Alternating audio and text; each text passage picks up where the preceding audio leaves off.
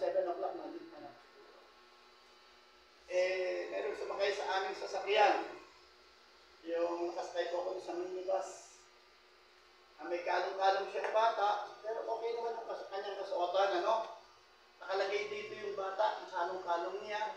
At pagkatapos ay bigla siya napunta doon sa gitna at humihingi ng pasensya at nangihingi po siya ng limos para daw po sa kanyang anak. At parang daw may pambili ng gatas, ano? Hallelujah! Okay lang po sana yung gano'n na kami sabihin, walang wala. Pero nung sabihin niya, dahil po ang asawa ko ay nakulong. Hindi ko lang masabi bakit nakulong. Amen. Alam na po natin bakit nakukulong. Hallelujah. Ang mga gayong uri ng mga tao. Dudukot na sana ako ng pambigay. Parang hindi obra. Hallelujah. Minsan ipagbibigay, titignan natin ang bawat anggulo kung tayo magbibigay o hindi. Tingnan natin yung mga tao na gano'n. Amen. Maayos siya pagkatapos ay mayat na payat siya. Kami po'y namamayat na, pati po ang sanggol ko namamayat na. Ay kung baka namamayat sa, hindi ko masabi baka namamayat sa bisyo. Amen. Kaya po, sabay para na po dyan. Okay po? Hallelujah. At ito pong, balik po tayo doon sa ating pong topic mga kapatid. Hallelujah. Itong pong pulubi na si Bartimeus, nangingi po ito ng limos sa mga tao. Every day, siya ay dinadala ng kanyang kaanak doon sa lugar na yun, sa daan ng Jericho. Amen. At nangihingi ng limos. Tingnan po niyo ang mga mangyayari doon, mga kapatid. Amen. Habang siya nangihingi ng limos, nakinarinig niya itong pangalang Jesus. Ano? Listen very carefully po, mga kapatid. Naririnig lagi niya itong pangalang Jesus na taga Nazareth. Hallelujah. At ito po ay sabi nga, sikat na sikat, Brother Arnel. Sa lahat ng bagay, para bang yung sikat na artista, no? Hallelujah, na kilalang kilala ang ating Panginoong Jesus. Hallelujah, dumadaan ng ating Panginoong Jesus ng araw na yun. Hallelujah, narinig ito ni Bartimeus, sino siya? Sino ba siya? Yun si Jesus na taga Nazareth. Kilala kaagad. Hallelujah.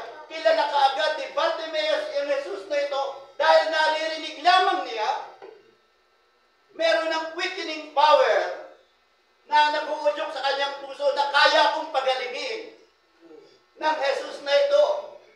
Hallelujah. Kaya po nang siya nagdaraan doon, hallelujah, siya sumigaw ng napakalakas na tinig. Hallelujah. Jesus, na taga Nazareth, sabi niya, pagalingin, maawa ka sa akin, pagalingin mo ako. Hallelujah. Sumisigaw po yung pong Bartimeus na ito na isang pulubi. Amen. Hello? Nakikinig ba tayo? Yes. Hallelujah. Sumisigaw po si Bartimeus sa isang pulubi, maawa ka sa akin. Listen, very carefully po. Nagpapakaawa ito. Ako na ito. Hallelujah. Na kanyang sinisigaw, maawa ka sa akin. Pinipigil siya ng mga alagad ng ating Panginoon. Pinipigil siya po ay kinakadinahan ng mga tao. Amen. Upang wag makalapit yung sigaw ng sigaw na yan na sabi, huwag kang maingay. Ano? Huwag kayong maingay. Hallelujah. Huwag kayong maingay. Sabi ng mga alagad, dahil naaabala ang Panginoon paglalakad papuntang Jericho, papunta doon sa lugar na kung saan may sasadya, hindi siyang isang tao. Amen. Hallelujah. Talakbang mo natin ang Panginoon.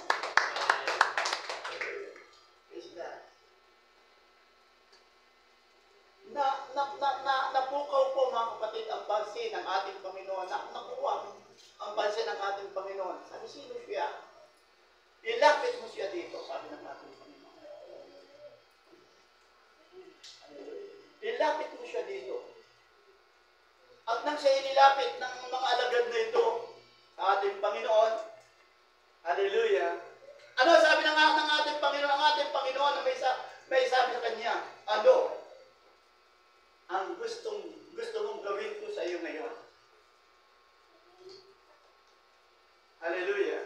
Kung sa mga oras na ito, mga kapatid, ay merong lumapit sa iyong Panginoon at tinanong ka, ano ang gusto mong gawin ko sa iyo? Hallelujah. Kayo po, sister,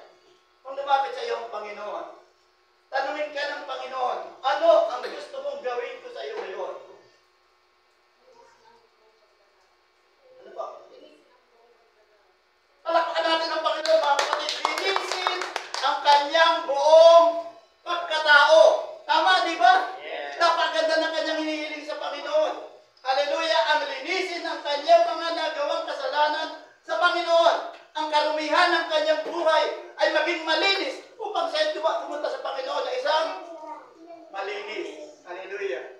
Ano sabi ng ating Panginoon kay Bartimeus? Ano ang gusto mong gawin ko sa iyo ngayon? Kayo po, Brother Mark, lumapit sa iyo ang Panginoon. Ano ang gusto mong gawin ko sa iyo ngayon? Kagalingan. Kagalingan.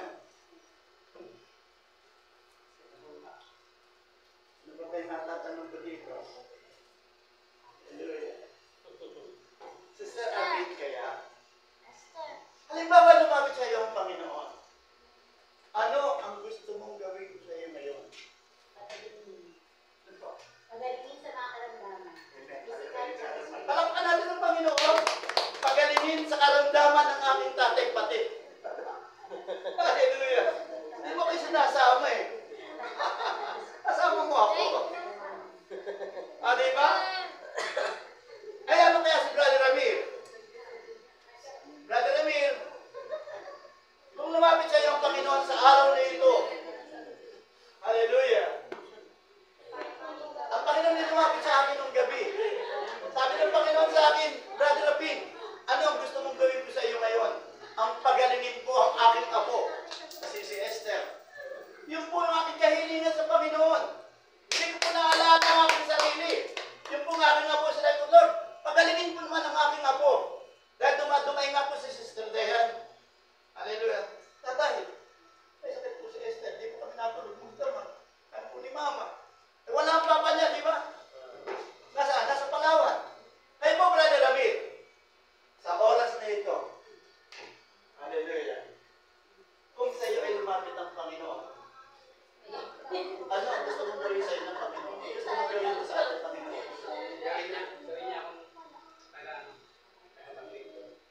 Palakpan natin ang Panginoon. Brother Ned, talaga babalik na sa Panginoon. Amen. Hallelujah. Kaya po nagpupuri tayo sa Panginoon ngayon. Hallelujah. Ngayon po din po mga kapatid, kanina narinig po si Sister Pet. Hallelujah. Siya may kinakanta. Hallelujah. Nasabi doon, I surrender all. Gusto mo umiyak? I surrender all. Isa lang naman sa buha.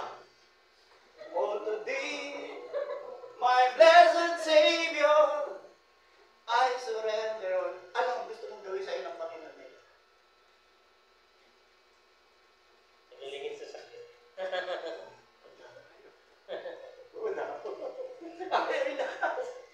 Hallelujah. Ganun po si Blind Bartimeus. Ang sabi ni Blind Bartimeus, nang lumapit sa kanya ang ating Panginoon. Hallelujah. On the spot, sabi ng Panginoon, tandaan niyo ito. On the spot, sabi niya. Hallelujah. Ano ang gusto mong gawin ko sa iyo ngayon? Maraming hihilingin sa Panginoon, di ba? Gusto ko maging milyonaryo. Sino hindi gusto maging milyonaryo? Lahat. Di ba, Sister Dina? Lahat gusto may maging mayaman. Para tayo may magawa, napakaganda ng ating magawa. Mabili natin ang likuran na yan, ano, di ba? Makapagpatayo ng isang magandang kapilya, simbahan. Pero hindi po pera ang hiningi ni Bartimeus, mga kapatid. Hallelujah. Ano ang hiningi ni Blind Bartimeus, Brother Ernel? Hallelujah. Bawat isa sa atin ay mayroong kahilingan sa Panginoon. Gaya po na nang nag-aaral. Hallelujah, Sister Dayan, Sister Lay. May mga layunin yan sa Panginoon. Si Brother Richie, di ba? May mga layunin yan sa Panginoon. Mayroong gusto yan sa Panginoon. Kaya nga si Brother Richie, minsan kung saan kung nag-iisip niya kung paano, asensya kung paano ang magkakaroon para kung magawa niya yung kalooban ng Panginoon siguro. Kaya napaganda po mga kapatid. Ayan kasama ng ating kapatid. Anong sagot ni Bartimeus? Ang sabi ni Bartimeus, ang ako ay makakita ng liwanag. Di ba? Ang makita ko ang liwanag. Hallelujah. Kung gusto natin makita ang liwanag, kaya hindi mga kapatid yung si Sister Hetty, Pastor. Hallelujah. Ang kagalingan ng aking mga anak, hindi yung kanyang kagalingan. Hallelujah. Dahil alam ng Panginoon na gagawin sa kanya. Kasama na yun. Hallelujah. Kaya nga sabi ng ating Panginoon, on this spot, sa araw na yun, Hallelujah! Tumayo ka! Pinagaling ka ng iyong Paniniwala. pananampalataya. Palapakan natin ang Panginoon, mga kapatid. Paggagalingin tayo ng ating pong pananampalataya. Hindi po tayo paggagalingin ng anumang uri ng gamot. Hallelujah! Tandaan nyo, andyan ang ating espesyalista na doktor, ang ating Panginoon. He is here now. Andito siya ngayon upang pagalingin ang lahat ng uri ng ating mga karamdaman. Physically, sickness, spiritually. May sakit tayo sa espiritu, ha? Tama, di ba? Meron na lagi tayong backslider. Hallelujah, meron tayong mga bagay na yan. Meron tayong Alzheimer. Meron tayong ano ba yun? Hallelujah, yung bang...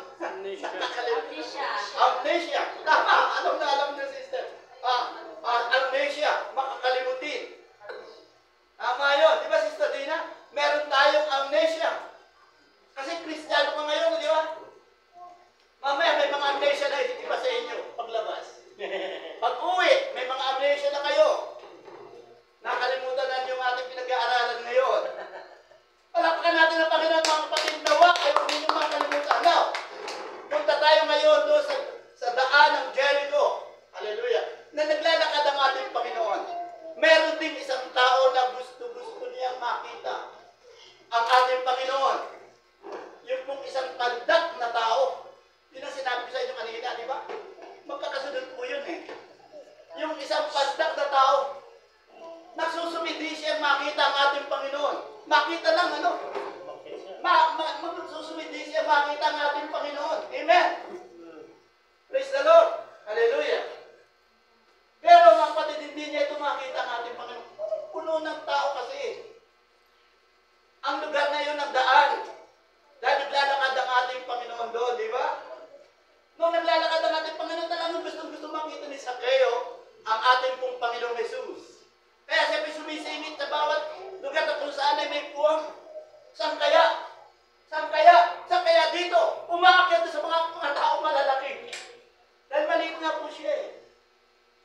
Hallelujah. Nagbukas po ako nung alam mo kasi Isaiah niya naka-live.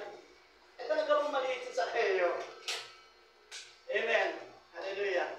Pero, pagka nais, may paraan. Yes. Karo gusto may paraan. Tama ba di Sister Rani? Pagka gusto may paraan, pagka ayaw din, may dahilan. Ano ba, di ba, Sister? Pagka gusto may paraan. Pagka ayaw, may maraming dahilan nitong mga tao na ito. Nako. Kasi brother sa akin, napunta dito nung araw na linggo. Kilala ba niya si brother Sandro Moreno? Dinala pa naman ako ng saging. Bumili pa ng isang 1 liter na tawag doon? Royal. Lagi pinupunta dito. Pagkano tayo? Kasi tinaraya ko. Hindi ako nakapunta dito. Amen. Talagang mayroong dahilan. Yun naman isa pinuntahan ko. Hallelujah. At sabi ko, pumunta ako ng ibig. Pero malapit lang yan. Hallelujah, masakit po brother ang ibig ko. Meron mga dahilan. Hindi po tayo pwedeng magdahilan sa Panginoon.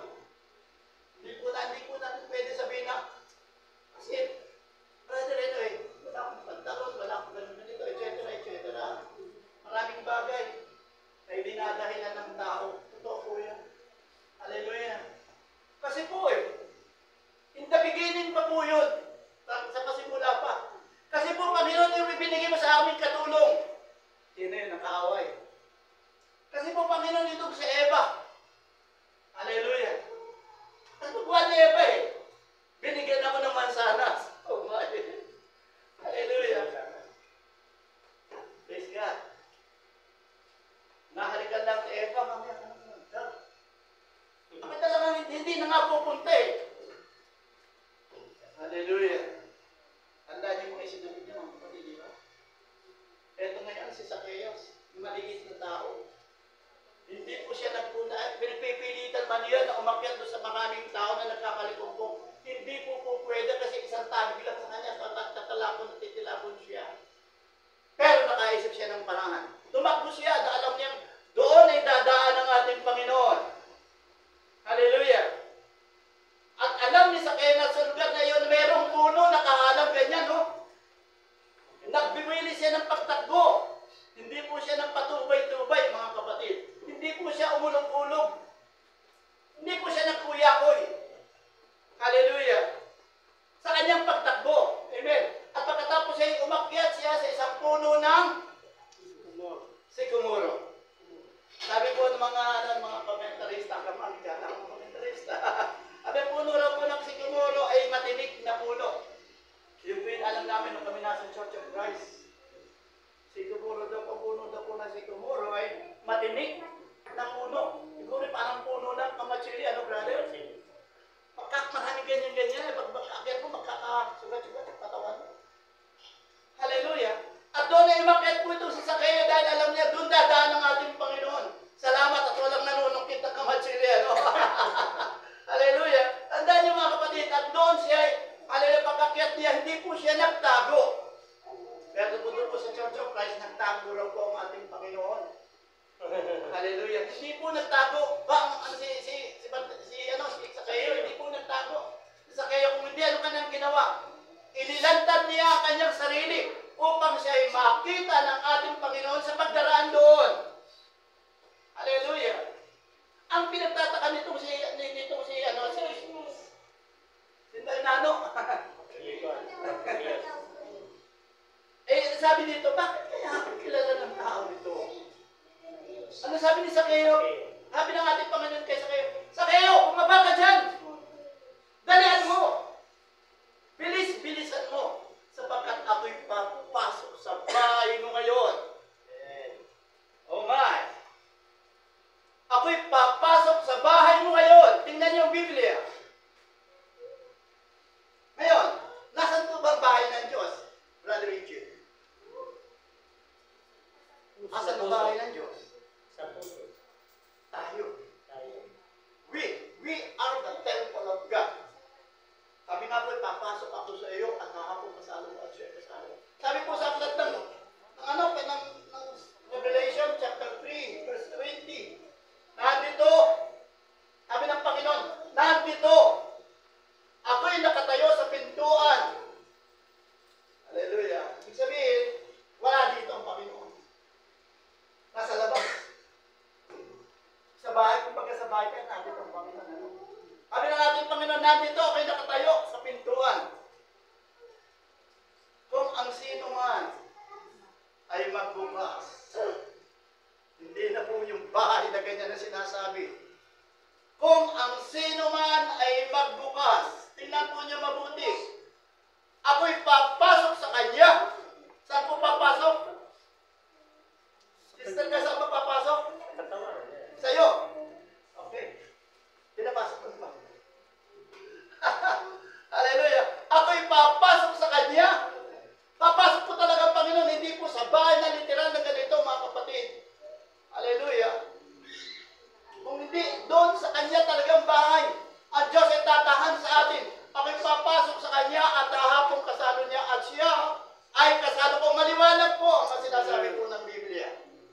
Ngayon, hallelujah. Ang sabi ng ating Panginoon kay Bartimeo, kay Sakeo, dalihan mo ako'y papasok sa bahay mo ngayon, sapagkat ito din naman tao ito ay mga galing din sabi ni Abraham. Dumating sa bahay na ito ang kaligtasan. Sabihin, pagka pumasok sa iyong Panginoon, hallelujah, ligtas ka talaga, hindi ka maliligtas. Sigurado, sure, kagaya nung ginawa ng Panginoon kay blind Bartimaeus, pinagaling ka ng iyong pananampalataya. Pagka pinapasok natin ang ating Panginoon, now, sa buhay natin, sa puso natin mga kapatid, hallelujah, walang imposible. Amen. Ligtas po tayo. 100%. Hindi po 99% mga kapatid. 100% pagka pinapasok natin ang ating Panginoon. Hallelujah, ligtas tayo. Ano man ang mga bagay na nangyayari sa buhay natin. Now, papasukin natin ang ating Panginoon. Listen!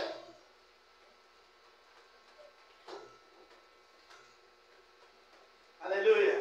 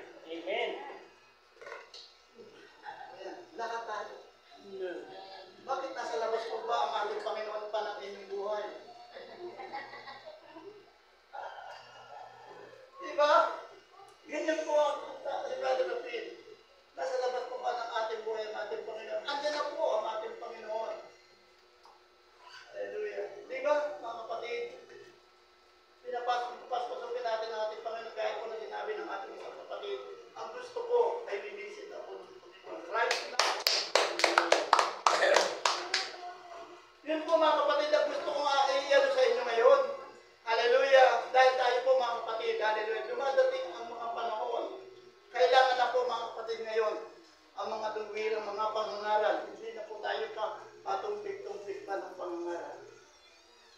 Amen. Hindi lang po dito ginagawa pang ganyan mga uri ng pangangaral. Hallelujah. Pagdating po doon sa ganyang tagpo, gusto ko po ay malinis ng Panginoon ng buhay ko. Gusto ko na po magpagsisi ng aking mga nagawang kasalanan sa Panginoon. Hallelujah. Tinatanggap na ba ang ating Panginoon? Opo. Kaya mo na bang pagsisihan ang iyong kasalanan? Hallelujah. Opo, hanggang doon ba sa tuwing ng bautismo? Pag-iisipan ko pa po. Hallelujah. Pag-iisipan ko pa po. Nakita niyo mga kapatid, napakasimpleng bagay. Wala kang gagawin kundi sasagot ka lang, opo. Hallelujah. Alam niyo mga kapatid, dito na po ako magtatako siguro. Meron nag-share sa akin. Sabi sa akin kahapon, brother, saan pa magandang dumaan? Sa makipot na daan o sa maluwang na daan? Okay, pag-isipan mong mabuti. Ganun. Bakit po naman, brother? Sabi sa akin, bakit po, brother, pag-iisipan ko ba? Kasi, doon sa maluwang na daan, tingnan niyo mabuti mga kapatid. Marami ang pumapasok, di ba? Mayayaman, mga nangakakotse. Hallelujah, kilala sa lipunan. Magagaling ang preacher. Amen, lansyado ang kanyang mga damit. Hallelujah, pati yung kanyang buhok ayos-ayos. Hallelujah, ang magagaling ang preacher doon, mga kapatid. Lahat ng nilalaman ng Biblia ay nalalaman ng preacher doon. Amen. Nakapagpapatayo ka ng malalaking simbahan. Kaya nga po, sabi, saan po talagang kinakailangan dumaan? Saan mo ba gusto dumaan? Mabigat ka na doon eh. Hindi, doon ka dumaan. Gusto mo dumaan sa maluwang na daan. Hallelujah. Pero ang sabi ng Biblia, marami ang nakakasumpo doon sa maluwang na daan. Ang dulo noon ay kapahamakan. May daan na tila matuwid sa isang tao. Ngunit ang dulo nito ay kamatayan. Amen. Sikapin natin, tingnan natin mga kapatid, yung ating pagdaraan, yung ating paglalakbay sa Panginoon.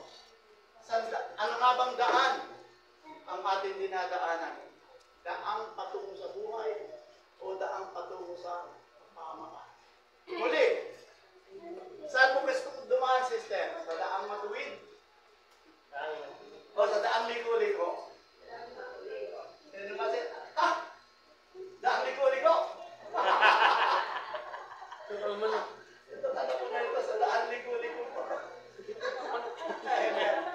May sulkat tayo mo pa sa sulkat ha.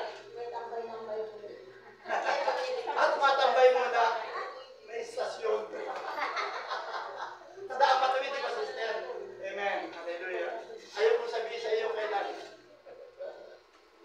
Hallelujah.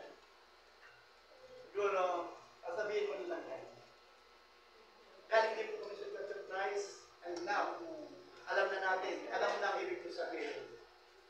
Mga kapatid, talakpan natin ang Panginoon at naniniwala ako bago po maka-abroad itong kapatid na ito. Alam na niya ang kanyang kapasiyahan. Na, di ba? Purihin ang Panginoon po.